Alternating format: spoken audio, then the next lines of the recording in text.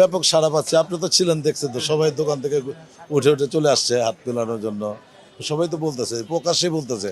আগে এটা বলে নাই, এখন কিন্তু প্রকাশ্যে বলে যে ভাই আমরা দিব, দাঁড়িপাল্লায় ভোট দিব, এটা প্রকাশ্যে এখন বলা শুরু করেছে। আমি 100% আশাবাদী, কারণ যা মানুষের যে স্বতঃস্ফূর্ত সারা আমি দেখতেছি, আমার কোনো সন্দেহ লাগে না। আসলে আমি ইনশাল্লাহ জিতবো। এটা তো অনেক সমস্যা, এই 50-60 বছর যাবত যে সমস্যা জর্জরিত হয়েছে, একটা সমস্যা তো দূর হয় নাই।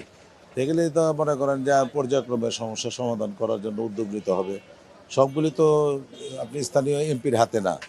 যেমন আপনার সিটি কর্পোরেশনের সাথে রাস্তাঘাট জড়িত, কিন্তু সিটি কর্পোরেশনকে দিয়ে করাতে হবে। তারপরে গ্যাসের সমস্যা, গ্যাস নাই, মোটেই গ্যাস নাই। এই গ্যাসগুলিতে আপনার যে জ্বালানি মন্ত্রণালয়ের সাথে কথা বলতে হবে, তিতাসের সাথে কথা বলতে হবে। এখানে পুরো 7 আসনে গ্যাস চলে নাই। মাসে মাসে বিল নিচ্ছে 1080 টাকা করে, প্রত্যেকটা মানুষের কাছে বিল নিচ্ছে, এসব গ্যাস নাই। তারপর অনেক সমস্যা আছে, আপনার যানজটের সমস্যা তো আছে, ব্যাপক সমস্যা। এখানে চলাই যায় না, এখানে হাঁটাই তো যায় না।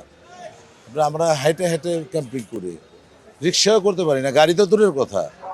এখানে এটা তো হওয়ার কথা না। একটা রাস্তাঘাট আছে, রাজপথ, কেন গাড়ি চলবে না? এই আপনার বেনিয়ম অনিয়ম রাস্তাঘাট কাটাকাটি করে রেখে দিচ্ছে। ঢালাইয়ের সেরা প্রিমিয়ার সিমেন্ট। বন্ধ হয়ে রয়েছে, ট্রাফিক নাই, উল্টা অনেক কোনো ট্রাফিক নাই, ট্রাফিক সব উঠাই নিয়ে গেছে। হচ্ছে পাকিস্তানে বলে ট্রাফিক ছিল, আপনি চকবাজারে দেখবেন 2টা পয়েন্ট এখনো আছে ট্রাফিকে। অথচ বাংলাদেশ পরের থেকে আপনার ট্রাফিক আস্তে আস্তে আস্তে আস্তে উঠাই নিয়ে গেছে।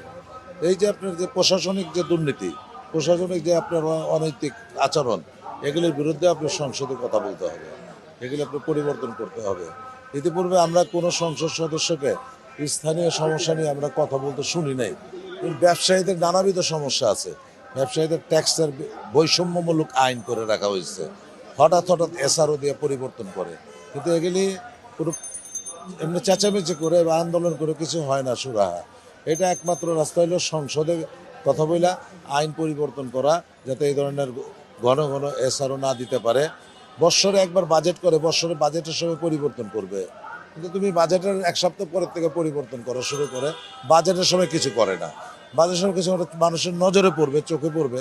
এইভাবে ধোঁকাবাজি চলছে, আপনাদের দেশে ধোঁকাবাজির রাজত্ব চলছে। এগুলি অনেক অনেক বহুবিধ সমস্যা আছে। এগুলো ইনশাল্লাহ পর্যায়ক্রমে আমি উদ্যোগ নিব। সব যে পারবো আমি তো এটা আশা করি না, কারণ আপনার ধরেন আমাদের দেশ তো একটা আমলাতান্ত্রিক দেশ, সব জায়গায় তো জটিলতা, আর আমার আন্ডারে তো সব কিছু না। আমি আপ্রাণ চেষ্টা করব, আন্দোলন করব, সংসদে বলবো, যা যা আমার পক্ষ থেকে করণীয় সব ইনশাল্লাহ আমি করব, জনগণের পাশে থাকবো। আমার কোনো চাওয়া পাওয়া নাই তো, আমি পারবো, আমার কোনো চাওয়া পাওয়া নাই তো। আমি যে 50-60 বছর ধরে মৌলবাজারের ব্যবসা করি, কেউ বলতে পারবে না আমার কোনো চাওয়া পাওয়া আছে।